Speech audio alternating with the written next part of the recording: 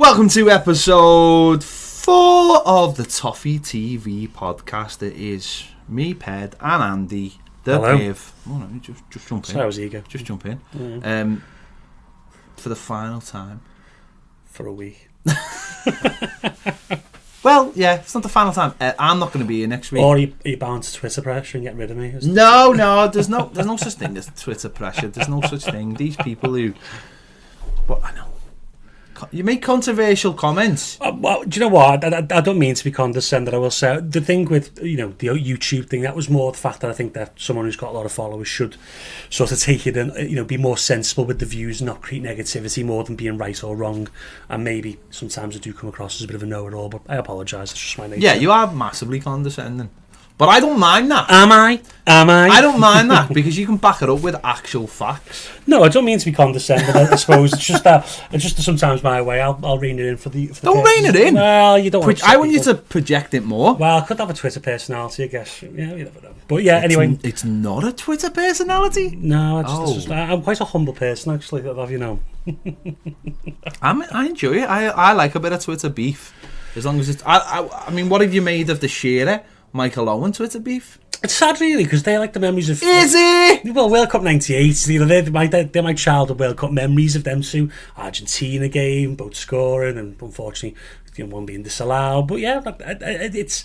Michael Owen's not a likeable character, is he? You watch that video that someone put out of him in Nev with the kids, and Michael Owen's like acting like he's just scored against Buffon 10 times in a row. It's a bit weird, isn't it? But I don't know. Someone said that. Say Wayne Rooney, or not, maybe not Wayne Rooney, but say... I don't know, someone who's not Andy van der Meijden said that about Everton. I'd be pretty upset, I guess. If, I'm sure, I'm sure that Leon Osman would be upset if someone like, I don't know, Royston Drenthe started calling out Everton. You know what I mean? You just really compared Leon Osman to Alan Shearer? Well, I'm just saying a long-term servant to the club and someone who's a fan of the club. I'm not saying that the ability level's the same, by all means not, but even so, it's not nice that they won the same amount of trophies. That's pretty much true, yeah. At their club. So hold on, at their club, everyone forgets Shearer won the Premiership. No, that's what I'm saying. At their club. Yeah, but I think that Alan Shearer really, I suppose he's still proud to be a Newcastle fan and be a member of the community in Newcastle. So. I understand it, but Michael Owen is very ungrateful, I think, in the sense that he's given £120,000 a week by a club and just didn't enjoy it because he didn't like Newcastle. Yeah, but should you have to enjoy something just because someone decides to pay you a lot of money? No, this is the issue, I think, now in footballers. I think some players did grow up fans and maybe it became a job to him. And, I think Michael Owen probably did become a job because he didn't love it anymore. And after all the injuries he had, it might become a bit of a slog for him. Michael Owen's just a robot. Well, he is. Have you ever seen that Dubai advert where he's going on the helicopter and it's like, I like Dubai. Welcome to Dubai. Yeah.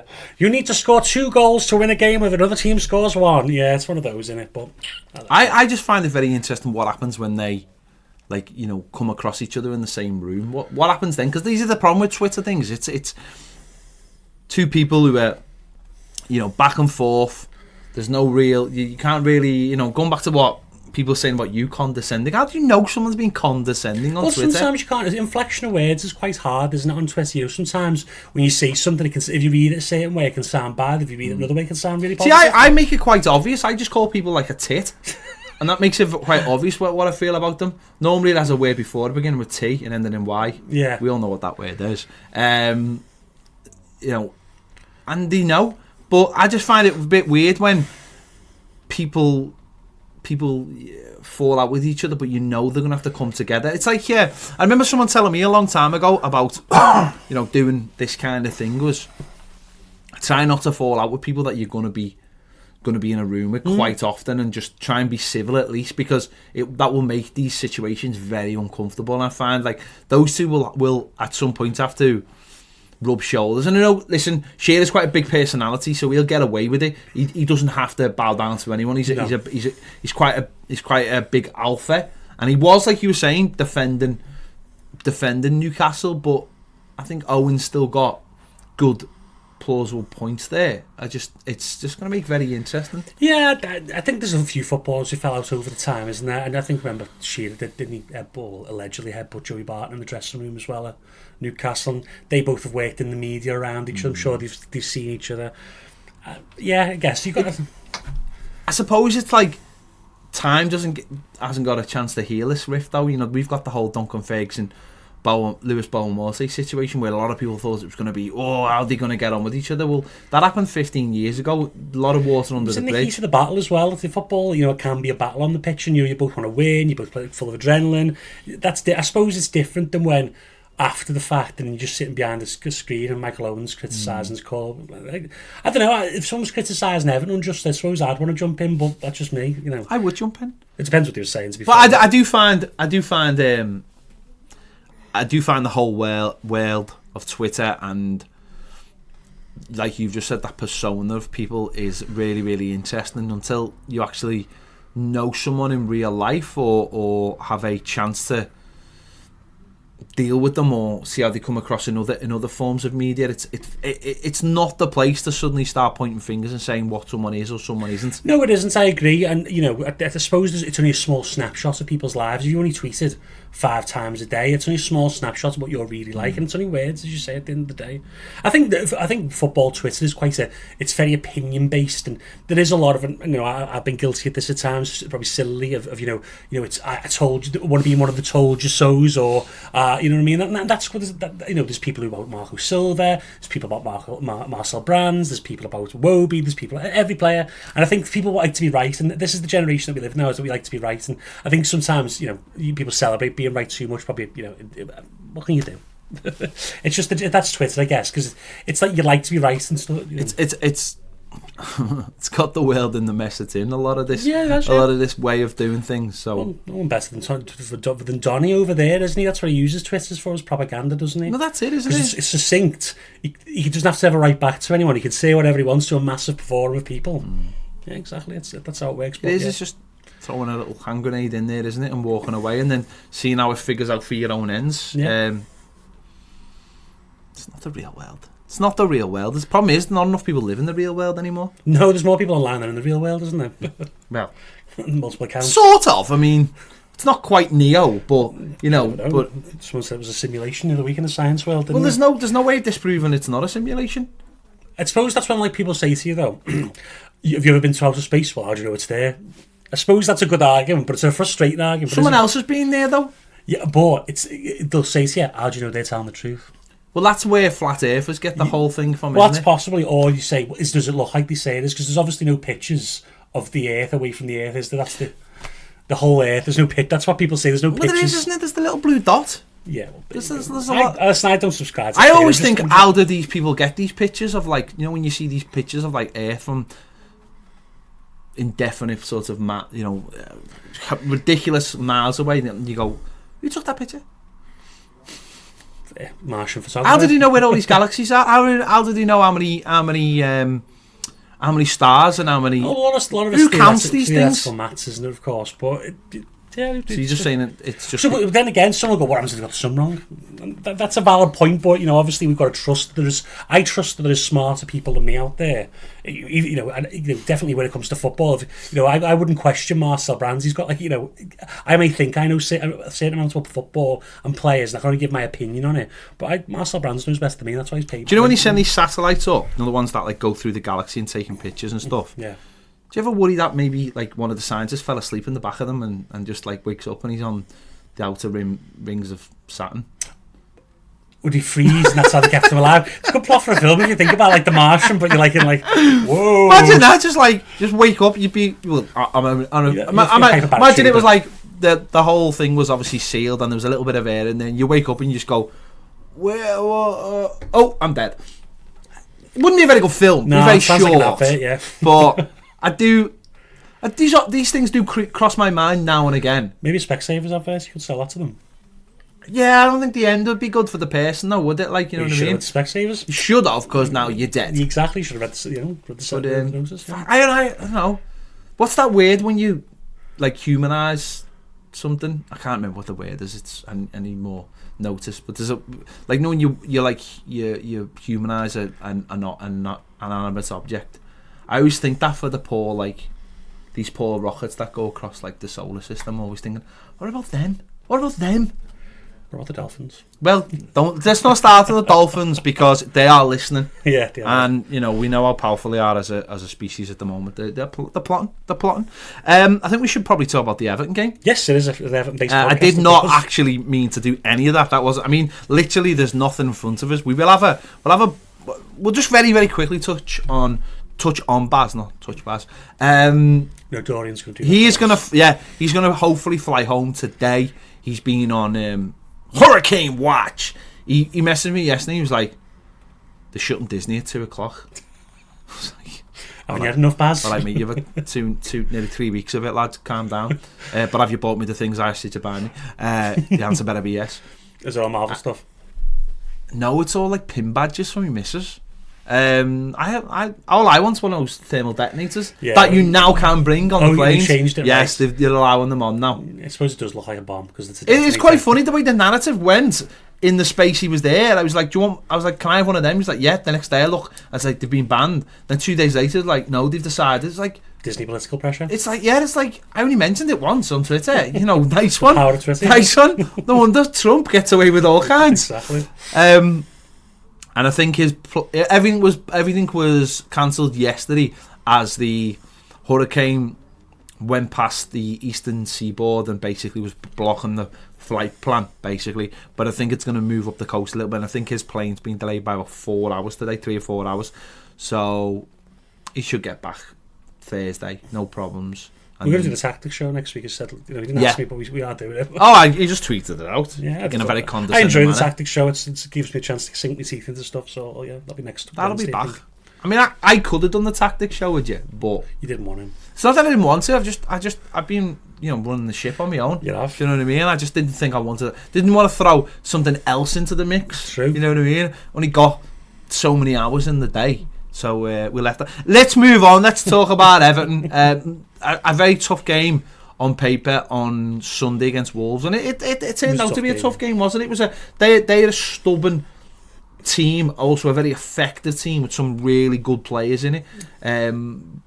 Obviously, we got off to a really good start, and we ended up winning the game 3-2, and I imagine it was a very good game for the neutral, as we mentioned when we spoke on the final word. But really important game, wasn't it, for Everton to win that when you look back now? It was, because then you're starting the season four from 12, and then people saying it's sort of so then out 7 from 12, you've got over 60% of your points or whatever, maybe a little less, but yeah.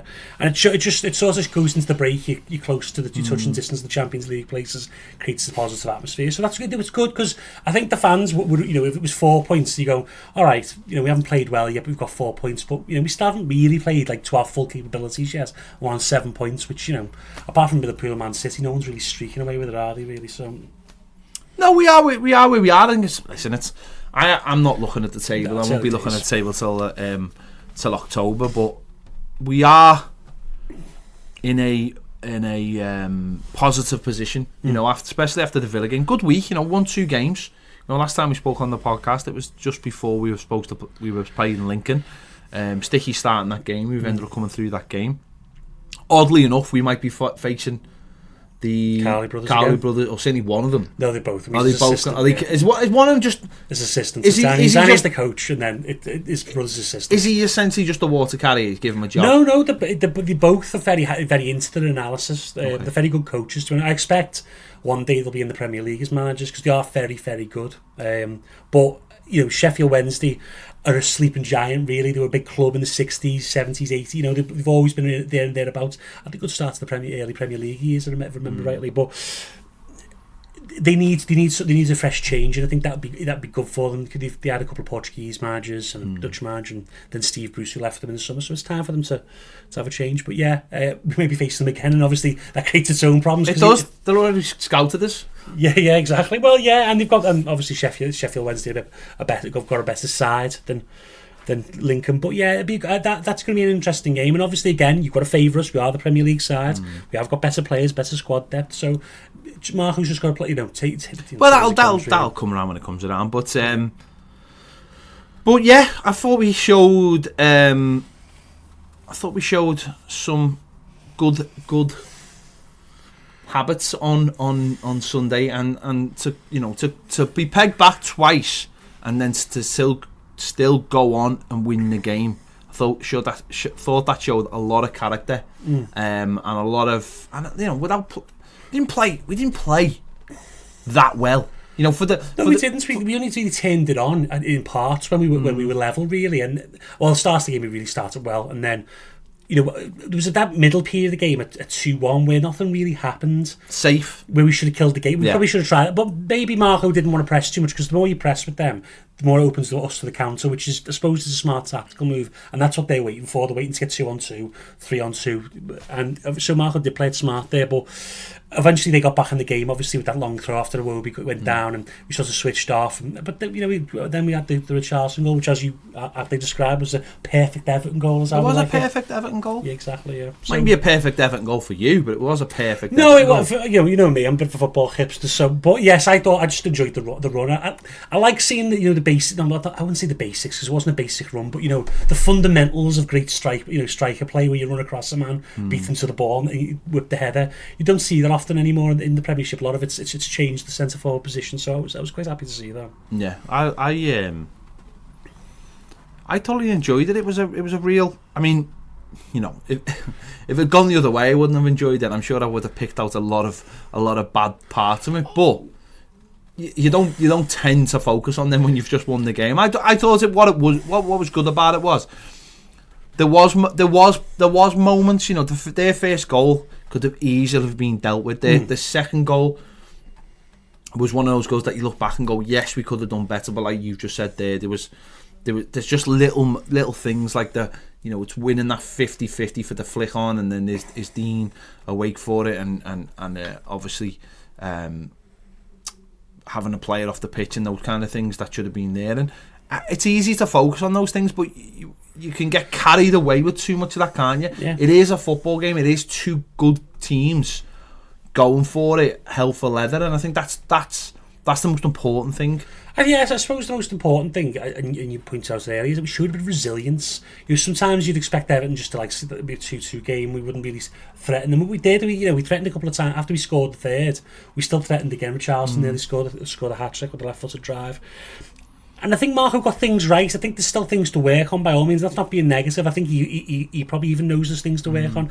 And I think that what helped us in that game is that we sort of weren't able to get Gylfi more involved by having you sort of overloading that right hand side behind their wing back, and that really helped us in having a Wobie. And as I think I read the question and answer in the Echo today, and someone did mention, I can't remember who mentioned it was, but it did help that Keane played rather than Calvert-Lewin, because Calvert-Lewin's always coming short for the direct ball, isn't he? And with Keane going and beyond, it opens up that space in the middle that sort of Gylfi, a Wobie, and then Fabian Delph sort of stepped into as well. So those little things went for us. Obviously Wolves did what you expect them to do. They played direct. He played once against the channels and give Traore the ball, and he'll try and beat his man. And he's very effective at what he does. If his final ball was like 10% better, he'd be an outstanding player. But we saw that, apart from the odd little slip, we coped with them quite well. If you think about it, we did concede a couple of good chances to them, but overall I'm quite pleased. There's things you can pick at, but there's things you can say were positive. But it's all to be worked on. And I think that's what we need to take forward. We're looking in a good position now. We're still in touch with where we need to be. We're not Watford. Look how bad they're doing. So it's all good. We'll talk more about the start of the season a bit later. But as I said, you when you've had a tough game and you've got through it and you get the 3 points, it's its own reward, isn't it? You can forget about all those minor details or large details. You just focus on the fact that it's a tough game. They're a good side, Wolves, whether you think they are or not. And forget about, they had the Europa League game and all that. But we dealt pretty much with what they threw at us for the large parts. We kept them quiet for large parts. And, you'll play teams at different stages of the season, and teams will play us at different stages of the season where we'll be lacking some of our best players and we'll be short in some areas. You can only beat what you can beat, and we did that Sunday. Exactly, that is the key. You can, I'm sure, more neutral pundits say, well, Wolves are coming off that weak game, and they didn't have the best team out, they weren't fresh. But Everton, you can only beat what's in front of you. And at the end of the day, a lot of teams play European football. They've got to adjust for it. that's the competition itself. We've had to do it, not very well last time as it was, but so yeah, I'm quite happy where we are. I think still we'll work on the improvements, and as I say, as we work the newer players more into the team and they get fitter, we'll be more. Then we can say where we're at. Then we can say the next month's going to be again. You've got a lot of teams that on paper look beatable till we get to the end of the month, and we've got Manchester City, but again, it's another good chance to put points on the board, but we'll be focusing on that more next week, I imagine. After the break, we'll be discussing the transfer window and whether managers are right to moan about the timing of it closing. We'll be back right after this. Thanks for downloading the Toffee TV podcast, but did you know we put all our shows out as podcasts? Head over to patreon.com/Toffee TV EFC and you'll find all the latest shows available as podcasts exclusively for Patreon subscribers. So if you need to find all the latest Everton news, conversations, stats, match previews and match reviews as easily downloadable podcasts at your convenience, head over to Patreon.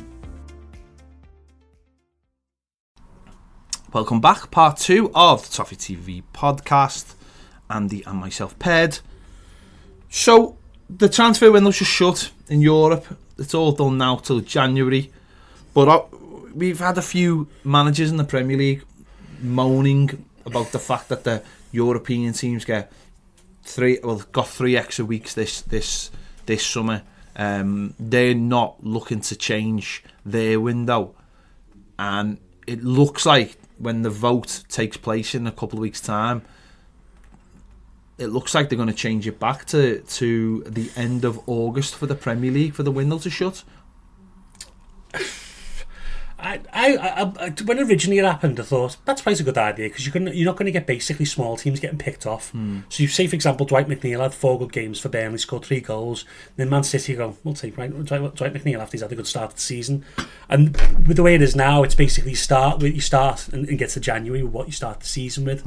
I suppose because managers have probably seen that you've got a couple of early injuries, which you can't account for. I guess you look at us with Gabam, and I suppose we would like the chance to bring maybe another centre midfielder in on loan, maybe, I don't know, but or more time to find another centre back. But that was the hand that's dealt you, and I suppose the prices are, well, we did well in the summer in terms of prices because Marcel Brands is a good negotiator, but I suppose if you look at certain players who've gone later in the European window anyway, they were quoted as much higher when our window was open, so it does affect our window closing nearly affects the prices of players. So I think that's why I'm not too sure why Pochettino's so upset. I think it's the Christian Eriksen thing. Eriksen thing, isn't it? Yeah, but would this have been the same situation of our window? What's saying that? Would he have sold him then because you could get a replacement in? Is that what he's saying? But then surely if we're talking about Eriksen, he had the chance to sell him before the window shut. Yeah. So you've got a whole summer to sort this out. You've got a whole summer to get your players in and your players out. And he's bemoaning the fact that the European window stays open. Well, for me, nothing happened in the European window. No, there was only nothing happened. Big transfers. There was players that could have come to England if the likes of maybe Icardi, who, if clubs in England really wanted them, the Barley maybe with a bit more time. But then that's up to the clubs to give themselves more time. I just don't see what it's an excuse basically for the big clubs to say, well, we want this and we want that and we want the other. And I honestly feel like if it wasn't shut now, then they'd want to say, well, let's keep it open all year round, because they're always looking for the advantage. And if the advantage is taken away from them, then they want to moan about it. I actually think Jurgen Klopp got it right when he said about the season starting too early. I think he was spot on about that, and I know a lot of people will disagree and think he's just having a moan, but I thought he was spot on. I thought the Premier League started at least a week too early. Probably did, yeah. After there was the African nations had barely finished. We had the Copa America as well. The Nations League's now competitive every season. Exactly, yeah. So you've got tournaments every summer, and you're asking teams, especially for a club like Liverpool and a club like Manchester City, you're talking about one game could define your season. That's how tight it is for those two. With depending on which Tottenham get a draw with City, and you look at it and go, ooh, 2 points already. City pick up a couple of injuries, and Laporte's out for the season, I think. But he's going to have an operation on his knee, and you think that could be it. That could be the difference, right? So, starting a week later, then you'd have a shorter period between the European window shutting and our one. I think that's more sensible. Yeah. I honestly do. I think the Premier League, starting the first week in August, I don't care if there's a Euros at the end of the year. I think that's what they did, though, wasn't it? There was a lot of complaints that England never did well because we never give them enough time to recover after the season, and that sort of started playing on into the fact of the Premier League, because there was a lot of complaints, wasn't there, that England was suffering because ours is the most physically demanding league in the world. I'd give them an extra. I usually used to start the second week of August, didn't it? Yeah. What happens if you had the Champions League final, you Tottenham versus Liverpool? What was it? Did they have 2 weeks off or 3 weeks off? Was it 3 weeks? 3 weeks off, which meant the final, both finals were 2 weeks off. Sorry, guys. Yeah. Both finals, the Europa League and the Champions League, obviously because they were all English. Where I know Chelsea ended up running away with it, but both of them were a bit tepid, really. Yeah. And you just wonder whether if a European team had been involved in that and they'd only had like a week off and I look fresher because less of a gap, whether people would have said we started too early, we should have finished the season a bit later on. Didn't peak in time, yeah. And there's always an argument, there's always a way of spinning it. And I think the Premier League, yes, the England thing's fair shout, and I get that. Just structure your fixtures better. I mean, I was looking at the fixtures yesterday over Christmas. I think there's like 2 days.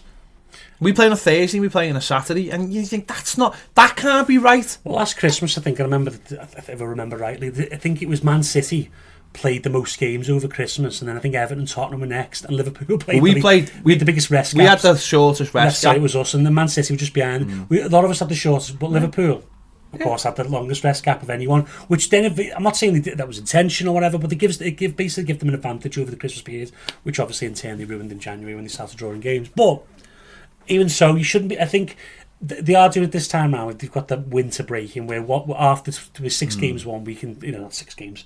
Sorry, 10 games 1 week, 10 games the next week, won't there? Oh, is that right? No, that's wrong. It's 5. Yeah, that was terrible maths. But yeah, so that's what they're trying to do. There must be a way of doing it, and I don't think there needs to be as much international football. And I think international football is great for FIFA because it makes them a lot of money, but let's be honest, club football rules the roost now. And for me, I only want to see club football. I like international football as like something in the summer, but I don't want it affecting club football anymore. And that's not really I know that's like sacrilege to people of my age as well, who love the World Cup, and I love the World Cup and the Euros still, but all these, like the Nations League, it's just another way for UEFA to make money. Well, that's all it is. I actually prefer competitive games to fixtures. Of course, yeah. But the reason why I say that is because I actually think that gives countries in Europe, certainly the top countries, more chance to bed players in properly. Yeah. So there's no reason why Southgate couldn't have 5 or 6 players and play them in the Euro League, and then they were looked at to look at the Euro, and then so you get it. You could easily use 35 to 40 players in a calendar year rather than just the 25, because you've got loads more competitive games. So you're giving players proper games instead of taking a load of people who come on for the last 5, 10, 15 minutes of a game. I think it can be done structured a lot better. But I think the Premier League has got to say, we need, because Germany has a massive winter break because it needs it. Italy didn't start till late. These countries have got 20 team leagues. I think Germany's still 18, isn't it? But Italy is, and I know they don't all have the League Cup, but that's got to be the first thing for me. But going back to the window, I just don't see the difference it makes. If you've got a player like Eriksen and he wants to leave, get it sorted earlier. Give him an ultimatum. Say you either sign a contract or you leave. Well, the problem with the Eriksen thing is that he thought he was going to Real Madrid. Zidane wanted Pogba, they couldn't get Pogba, so he was second choice anyway. And would he really have got? I don't think Real Madrid particularly wanted Eriksen. I think Manchester United looking to sign in January supposedly, and that's very atypical Manchester United move, isn't it? Trying to get players off the rivals and paying a lot of money in 28, 29. But that's what they'll do. But I don't see the problem. I think I like the fact the window closed. I know you know the squad before the season. I like that part of it. If it went, I suppose, and managers only go complaining and it goes back and going, I'm trying to bed players in the end of August. We've already had 4 games, and it'd be the same situation because as we discussed on the Tuesday topic about trying to bed players in and managers not getting enough time with players in pre-season. It'd only be even worse if you were buying players late in the window. You'd be talking October, November by the time you've got a settled side. So maybe teams have benefited from the fact they started the season with a core side. If you want to continue with it, as I said, I don't know where it comes from, and I know Marco Silva's actually said this, and he wants it back to the way it was. And I can understand like the Gabama situation, but what happens if Gabama gets injured on the 3rd of September? Exactly. How can you can't foresee injuries? That's exactly a player can be injured at any time. In any situation, and for me, it just stinks of the big clubs trying to get their fingers into more pies. And we wouldn't have even made a difference with the Zaha deal because we probably would have started negotiations late in the window again anyway. So instead of starting them in late August like we did, we would have started them in late July. We would have started them in late August. So you still would have had like time constraints because that's how you get the money down, isn't it? You try and get towards the end of the window. So I don't know. I think Pochettino just doesn't seem happy to me, and he's been the main vocal critic of No, he doesn't. He seems very. I don't know what it is. Whether Daniel Levy's strategy of waiting late in the window and he's not not the player. Well, to be honest with you, there was a story in I think it was May, and he said this is the 4 or 5 Tottenham targets for the summer. Everyone was correct. He signed all them players. So I'm sure he agreed on them targets as well, or is he saying that he wanted different players? I don't know. He just doesn't seem happy with the transfer business they've done, even though they've signed some very good players. Yeah, it's a baffling one, but we'll wait and see. It looks like they'll get enough signatures to get it through. But again, I just don't think it's helping anyone but those big sides. And that's everything's done to help the big sides, isn't it? Really. Exactly. And transfer windows. Transfer windows great. Maybe what it is maybe it's the fact that when you're preparing for a season to start, you don't want that added.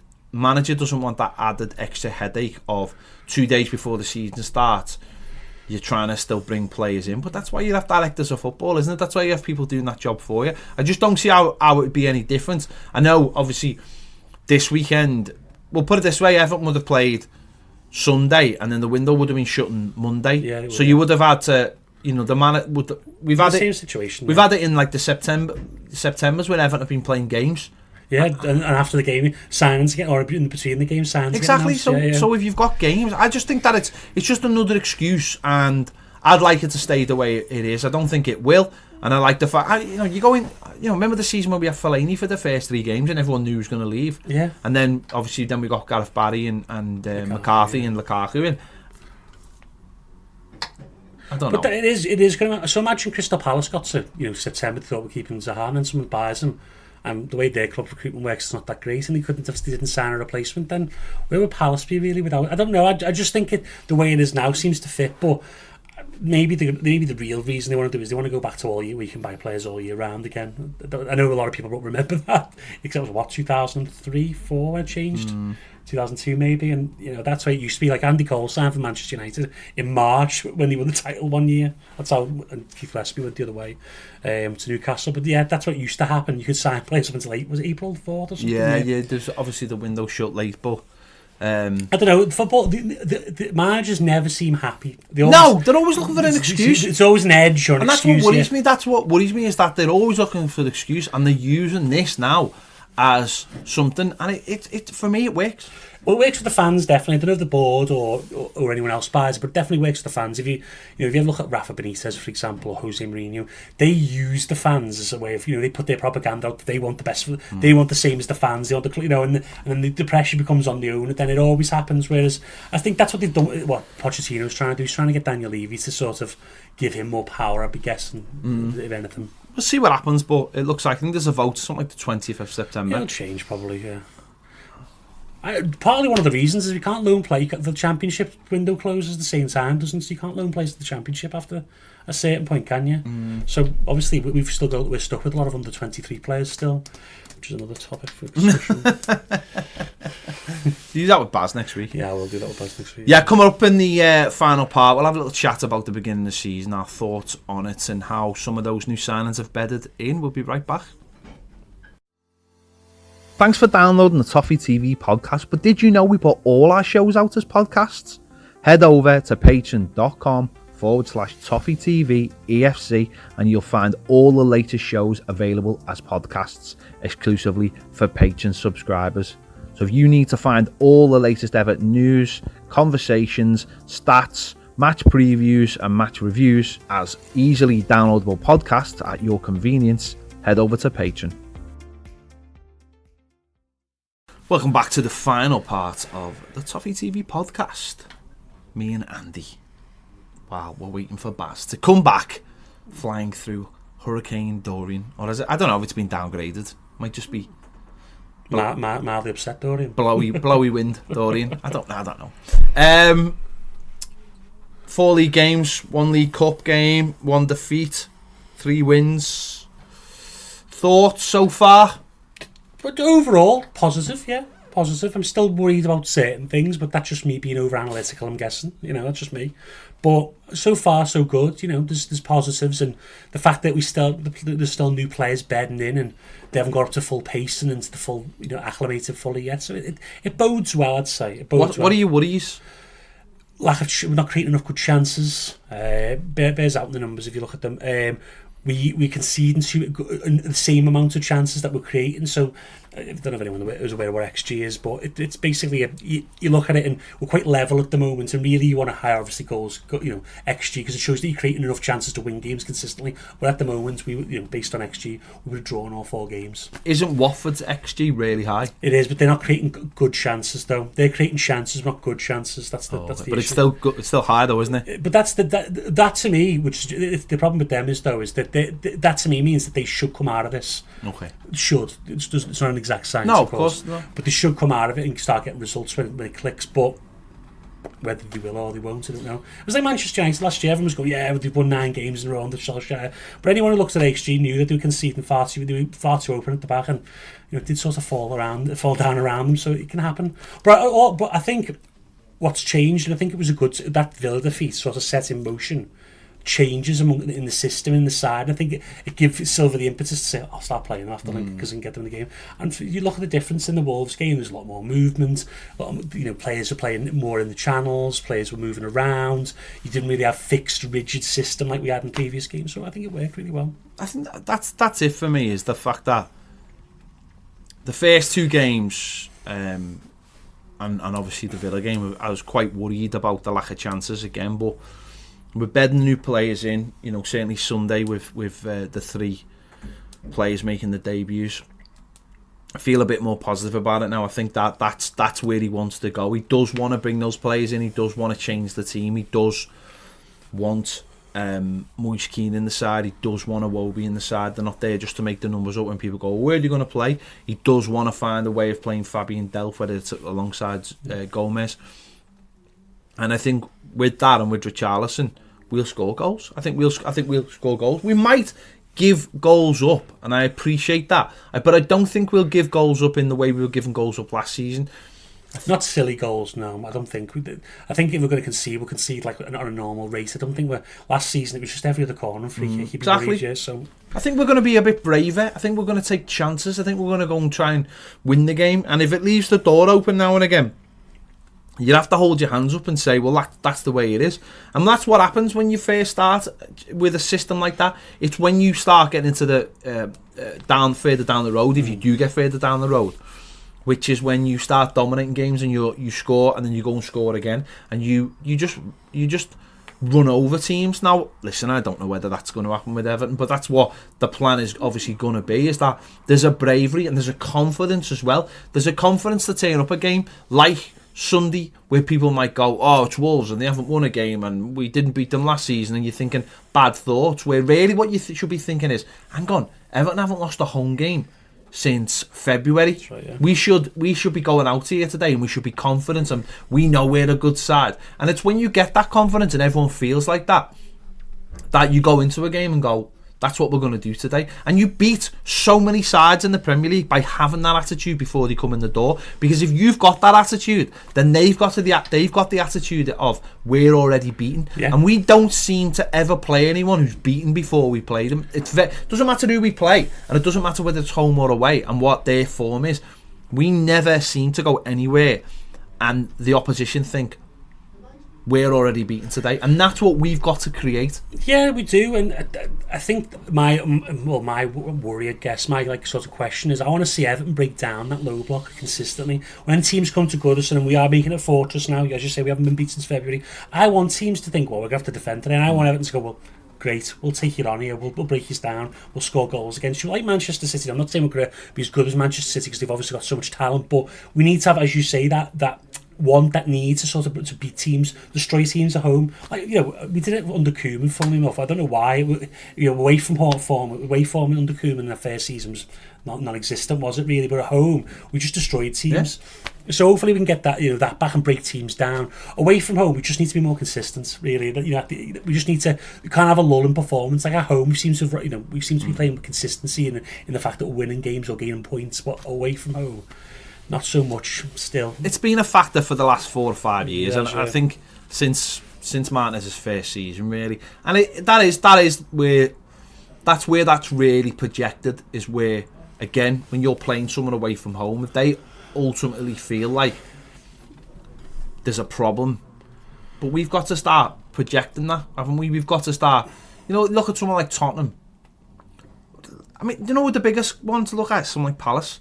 Palace just seem to go away from home and just all their troubles just seem to fall by the wayside. There's no pressure on them, and they go out and play their natural game, and they've got a brilliant away record because they just I think they think before they start, well, everyone expects us to lose today, so let's just go and try and win the game. You know, when they got pegged back last week at Old Trafford to 1-1, there wasn't, oh, we better shut up shop in case they score another. It was like, well, if we don't go down the other end of the pitch and try and score, these are going to try and nick one because that's what they do. Yeah. And it's that kind of attitude. Whereas when we went to Villa Park, Palace a little bit different first game of the season because we'd had a player sent off and we were just wanted to sort of get through the game and get a point. But when we went to Villa Park, we were, after a good opening 20 minutes, we sort of just went inside ourselves then. And like you were saying about Goodison on Sunday in a way, and it was like, we'll do nothing and that should be all right till a bit later on when we'll start to try and pick it up again. But in the meantime, they score, and then we're up against it then, and the crowd was against us, and everything felt against us, and we've got to get away from that. We've got to start sticking out our chest and saying, no, we're good enough here. We've got players on the pitch. Let's go and exude that confidence. I think it works for Palace, for example, from away from home, because they're not behooving to try and play out, and the crowd at home wants them to start with create chances, whereas away they can play on the counter-attack with Howard Towns, and it's better for them. I know that you are right what you're saying as well, but and I suppose with Everton at home, and sometimes away, because we have now got a reputation as one of the better sides in the league, teams will sit in against us and pick us off away, like Villa, you know, where they didn't really create any chances apart from their 2 goals. And I think that's the risk when you go away from home now for us, is they're going to draw us onto them, and that's what they want to do, and try and pick us off. So it's finding a different way to play away from home that's going to be able to shut the back door, obviously, but also, you know, score goals as well. But I find that quite interesting, because I think if you go away from home and the opposition are asking you to attack them, that's when we should be beating teams. That's when we should be saying, do you know what, we've got 3 or 4 players can do you real harm. If you invite us on, then, you know, you've got no chance. It's where people struggle when they do play those top sides. They don't know how to play against them when they play at home, because if they sit in, the teams will just dominate, and they will score goals. You know, that's where those teams win, or certainly the top 3 last season. That's how they win. And when teams have a go at them, then they go, well, we can sit in and we'll let you on the attack. You're not good enough. And ultimately, that's the thing. You're not good enough to beat us, and therefore you won't, because unless something dramatic happens, or there's some fluke, or we dominate and you get one spawny goal, which is what you don't mind that as such. But it's when you start confidently and then suddenly go into your shell because one little tiny bad thing might happen, like you might concede a goal. That shouldn't be the end of the world. No. But for too many times for Everton, it is the end of the world. Certainly, if you look at our last 2 away defeats, you know, Villa and Fulham, exactly the same kind of game. It was exactly the same kind of game, yeah, where they just, after the first goal, it was just like, it's and we start Watford as well. It's a lot of the time I say it's the impetus with Everton when they start passing it a bit quicker, are a much better side. But then sometimes in games it's just like, let's just play it round, let's take it. And I think we draw teams onto ourselves, and that's when we do. And if someone makes a mistake, then they get. Well, sometimes with Everton, we don't. I suppose we don't concede a lot of chances, do we? But the chances we do concede sometimes are just good chances, and people can score it. Like Villa, they're 2 really good chances they scored, and that can be the difference, really. It's how you react to it, though, isn't it? Yeah, exactly. It's how you react to it. If you sit there and feel sorry for yourself and everything's slowed down, then the opposition are just going to get every man in behind the ball. You've got to have different ways of playing, and let's hope that now with these new players and a difference and players fighting for the chances. Well, look at Delph. Delph's been in Delph, and even Iwobi. If you look at Iwobi, the game was almost lost when he came on against the UEFA Cup final. And when Joe Willock really came on, changed the game for Arsenal. He scored a wonderful goal. They tried to get back their chances. Delph's been at City where they won't let themselves. They almost won't let themselves lose games. They will try to the last second of the game to score goals. And I think having those players who do push on, who do want the ball all the time, helps. Because I think sometimes Andre Gomez, as good as he is and as fantastic as he is, sometimes he can go into a shell in certain games, and that is the problem that we mentioned before. He can play within himself, but having someone like Delph around and come on, pulling with him, that's going to help him more so. And I think that's why you'll see Gomez play better at times this season with Delph. But then there's certain games that you can't play both of them, so it's fine. It's having that. Gomez is a good example because it's having that confidence in the people around you to know that you don't have to worry about moving up the pitch and doing I think we said this after the Villa game. Was Gomez that knife? You looked at him and thought he isn't going anywhere because he doesn't trust the people around him to cover the space that he's leaving. Suddenly, if you get those combinations, if you get those partnerships working, and Gomez suddenly starts thinking, do you know what? I can pick the ball up and start moving it like he used to with Valencia. And I know we've mentioned this a lot of times.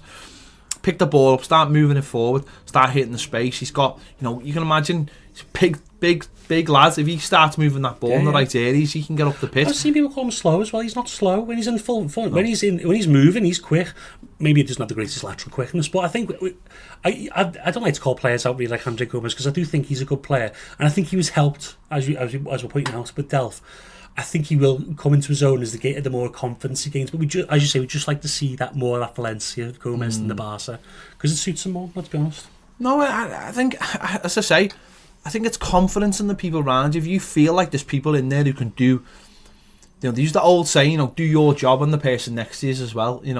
If there's a fella next to you, if you feel, I can't get back into my position, but the person will cover me, or I can cover him. It's, that's so important. It's battling for each other, and let's hope we start to see more of that. We've got good fixtures coming up now. Good fixtures that obviously lead us into a tougher spell. We seem to be the same way every year. We seem to get all the tough teams in one big glut, but that's not the worst thing in the world if you're in good form and you've laid those foundations. If we played like we did last season against those teams, though, we'll have a good chance because we found a way of playing against big teams who do give us more space. Go direct, try and work them. Dom can still come into those games. I know people have got the doubts about Dom at the moment, but he's still effective in those games, holding that ball up, flicking around. Now you've got a Iwobi, and Delph who can, especially Delph who can ping those long balls, that left foot of his, and Andre Gomez. We've got different options to throw at teams now. And I don't fear, apart from Man City, because they're just so good. And Liverpool, the derby's always a tight affair. So I don't. Apart from City, I don't really fear any other team in the league, if I'm honest. I think we can do a job against any team. It's just whether obviously it goes right on the day. But I don't fear, as I say, I think we can beat certainly any side. Maybe we can beat City, but it'd be the most difficult side for us because of the way they play. It's that positional game. It's the question: do you want to beat City? No, well, as you said before, no, we don't want to beat City. But it was the difference. At the end of the day, the difference between us when getting the Champions League and Liverpool win the title, I'd take the Champions League and Liverpool win the title all day, beating City. That's my. I know the Champions League isn't a trophy, but however, no, it would be a kickstart for the club. Boost that it would be the kickstart for the club. The amount of players you can attract, the sponsorship that you attract, even in that short, it makes a world of difference. Yeah, that's why I think the aim is to get into the Champions League by the time we get to Bramley Moore, because the level of sponsorship for the stadium will go through the roof if you're in the Champions League. Got to fill all those executive boxes. Exactly, that's the whole key, yeah. So hopefully, I think the great thing about it is I believe in Marcel Brands and Marco Silva's plan. Whether you believe Marco Silva's the right man or not to take us forward, that'll bear itself out. That will bear itself out. But he's been given the tools to see. He's been given the tools to succeed. Now he'll probably get another window, like another 2 windows, I think, at least next summer, based on how the season's going to go. So let's see how it goes. Positive stuff going forward. We just have to see what happens. Just have to see what happens and what unfolds. What do you think of any, like, the other teams in the league? Do you think? Obviously, the front two, the big two. It's difficult, isn't it? Because the top two are the top two, and listen. I think there's going to be a lot of not interchanging between them. I think it's going to be very much like last season. And I think Man City will beat them. It will be wrapping up much earlier. It will come. Well, I honestly do believe it'll come down to the games between them. I really do. I think both of them are such a force. It's not good for City if they're picking up injuries like Laporte and they've already got Sané. No company anymore. Through games, exactly. Yeah. The other centre backs are really going to have to, pull it out, and Fernandinho might have to drop back in there, and they'll have Rodri in midfield, but. Whereas Liverpool don't seem to pick up those injuries. No. The regime of workouts and vitamins seem to be working very well for Traore shakes. Yeah, the Traore shakes, exactly. They never seem to get injured, though. No. Whether that's good training or sports management, people need to learn from this because they never seem to get big injuries. They don't seem to get injured. And if it is, it's very lucky club. Very lucky club. I don't know what it is. I think Tottenham will be fine. I know people are looking at Tottenham now. I think they haven't started the season particularly well, but... Do you not feel like they're in transition though? Like they're almost between two different sides, and it's about because what they've brought in the summer is two ball playing midfielders, and if they can't get them on the pitch, they're still the same team as they were last season, who will either wing games. Maybe not, but Dele Alli's not in the side, and the full backs have changed, and that is an issue because I don't know why Tottenham didn't see this. Pochettino, when his Tottenham teams have been at the best, had flying full backs who caused a lot of problems for teams, and slowly Danny Rose has fell out of favour, even though he's still there, and they almost sold him to Watford, didn't they? And I don't like the right hand side anymore. He's not that good, and without Trippier, don't get me wrong, he wasn't good last season, but he provided them with something. I honestly think Tottenham have got a few issues, not issues that will drop them out the top 6, but I do think it could drop them out the top 4 if they're not careful, because I just think that I think you've seen it on Sunday against Arsenal. They're great going forward. It's hard. I don't think they're that good at the back anymore. What's surprising is that I really liked Davinson Sanchez, and I thought by now he would have been developed even further into one of the better centre backs in the Premiership. But he seems to have stalled for whatever reason, and maybe I'll be wrong, and maybe he won't be as good as I thought he'd be, which I'm fine about. But behind Alderweireld and Vertonghen, who are aging, Foyt's quite erratic at times. You know what I mean? Maybe that's why he wanted the transfer window. Maybe crossing the centre back. I honestly think that not saying they're there to be taken. I just think that they're not going to be any closer to those top 2 this season. I don't think they're going to get anywhere near them. I don't think. I think Arsenal are good going forward, but are terrible at the back. Well, you knew that. Arsenal fans would tell you that they thought Luiz was fine, but we all know what Luiz is good at. He's fantastic on the ball as a centre half, but the basic of his is you need to defend as a centre half, and his positional play, his awareness of picking men up is awful. I think Man United are a work in progress. I don't think there's a fear factor. I don't think they've got enough creativity. There's not enough match winners in the team. No, they haven't got enough creativity in the midfield, and it's going to take time for that back four to completely bed in. I don't think the goalkeeper's happy, so I think he's playing a little bit within himself, so I think they're there. I think Chelsea transition, aren't they, really? They are. I think Chelsea, the fear factor's absolutely gone. I think that was shown on Saturday. Defence, they're all over the place. Tammy Abrahams, will he score enough goals? Who else will score goals? And I suppose it's just him and Mason Mount at the moment, which is not enough. Exactly, especially for top 6. You know what I mean? I think if you look at that, and when that Champions League starts as well, that's gonna put them under pressure as well. So I think all 4 of those teams, if somebody, and I'm not saying Everton, I'm saying if somebody can have a really good season, there's no reason why they can't get them in the top 6. Now, the somebodies are clearly Leicester, because they've got a striker who can score goals. And they've got a player who can create for them as well. In Tielemans and Maddison. They've got a strong base as well. It's what happens with that back 4. Yeah. Well, Soyuncu's coming, and I remember I watched him when I think it was at Freiburg, was it Mainz, and he is a good player. But I thought it's going to take him a year to bed in, 2 years maybe. It's took him a year. He looks good, but we'll see how he goes. The rest of the season is early. And so obviously there's ourselves. Wolves are going to struggle with that Europa League. That's what I think they might do. And West Ham. Yeah, West Ham. With Seb, yeah, they are, and that's why you can't say. If Seb Haller has a good season, like a really good season, he could propel them. Yeah, he could score. Because they are that kind of team. But they are the kind of team who are on a flip of a coin. They really are. It's like, if they got a goal scorer, yes, well, they might do all right. If they got a goal scorer, no, then they won't do it. I think it's the consistency. If you look at, like, certain players can go ebb and flow on based on how consistent certain parts of the team are. Now, if you look at, West Ham, sometimes Issa Diop looks a great sense. I'm a big fan of Issa Diop, but sometimes him and Balbuena look lost. It's and that can affect them completely. Leicester, really, if Vardy's not scoring, then they could score goals. Perez and Barnes and maybe Maddison can chip in, but there's not like another 15-goal striker behind Vardy. So there's that us. It all depends on how we gel and how. And I think we've got a good, probably the most strong squad and depth out of any of them clubs. But will we?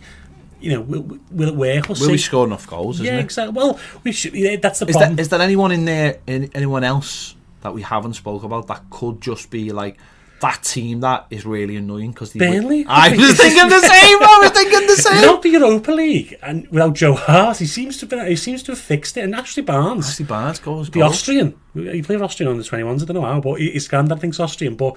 He's scoring goals, and they've got Dwight McNeil, and they've got and they've got that defence which just knows each other. And I have jokes with Owen Parks on Twitter all the time about his love for Dyche, but Dyche knows exactly how to play and exactly how to grind out results. They can beat teams, and they want teams to come onto them. They're ready for that. Yeah, they'll. They could be 8th, 7th, 8th, 9th. Yeah, they're not saying they're a worry, but they'll always give someone a game, and on we've seen already with them. They went to Arsenal and troubled them for a while. Yeah, they did, yeah. They went to Molineux and picked up a point, and they seem a lot more sort of comfortable than a lot of other teams who seem to be. There's a lot of teams in flux, I think. Yeah. Now we are very early in the season, so where will we be by the time we get to the 10th game? It could be a completely different league. No, it could be. I suspect Tottenham will be right to the ship by then, and Arsenal will be beating more teams because that. I think what I would say, just to round things off, is because Tottenham, Arsenal, Manchester United, Chelsea are all in flux, it gives them all a chance though for themselves. Do you know what I mean? It's not like there's, if there was one or two of them and two of them were certain for the Champions League, then you'd be like, oh well, they're just going to huff and puff for 5th and 6th. But because they are all in flux, it gives everyone else a chance, and it becomes interesting because if everyone else has got a chance, if Everton are beating teams and Wolves are beating teams and Leicester are beating teams, then suddenly those teams between 3rd and 6th look at it and go, well, they're beating each other, so that actually helps us out. Yeah. And it just helps the top two run away with it. It does, yeah. So, and it also, it's going to make it interesting is when you get to January, if everything's still open to play for, do teams gamble? Do teams... I hope they do, obviously for me, but, we hope that... Are you selling some of these players? Are you an agent? Well, I'm not an agent, but I do work for an agent, so and obviously it's an active market, and it usually isn't in January, let's be honest. But hopefully there's some Premiership teams that want players, but... I think that Everton, Marcel Brands particularly likes January, but I think bringing in a 3rd centre-back, maybe even just on loan, even if it is Kurt Zouma, or whoever, is smart, because we don't. If one injured centre-half, you've got Mason Holgate. I know some people like him, some people don't. I'm very much out on him at the moment, unfortunately. I'm not saying, I just think his position, at the age he is now, 22, 23, his positional awareness really should have come on, but we'll see. We'll see what happens. There's a lot to see in the next few months. I think it's going to be a very, very interesting season. It's going to be an exciting season, I think. I think this is apart from obviously the two teams at the top, I think the rest of the league's quite in flux. And I think even down the bottom, I think the promoted teams are going out to try and win games. So Sheffield United have had a good start as well. They have had a good start. We'll find out. We'll find out the weeks and months to come. There you go. An end of another podcast. I will not be here next week. Baz will be. I'm hoping he'll be here. Sadly, I will. I'm hoping he'll be here to. Otherwise, it'll be me and Joe. If you've never met. That would be. I mean, I think that would be a great. Well, we'll be talking Ukrainian football for an hour, wouldn't we? I would. Yeah, but the Yarmolenko special. He's back actually. Don't ever raise the subject of Yarmolenko around Joe. Oh my God. The greatest night of his life when we went out the year. I know. Weird. He's a weird child. Anyway, there you go. That's the end of the podcast. Thank you for listening and watching. If you're on Patreon. See you again. Toodles.